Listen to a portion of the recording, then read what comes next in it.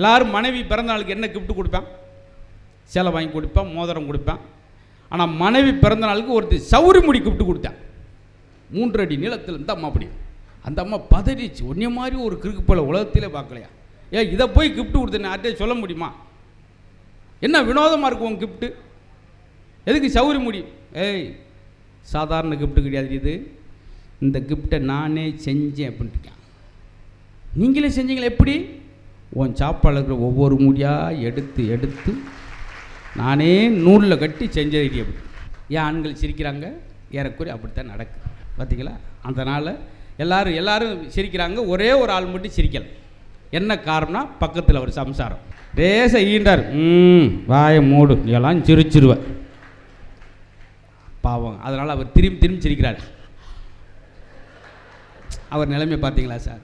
இதுக்கு எதுக்கு சார் கட்டுப்பாடு? புன்னைக்கு மகிழ்ச்சி.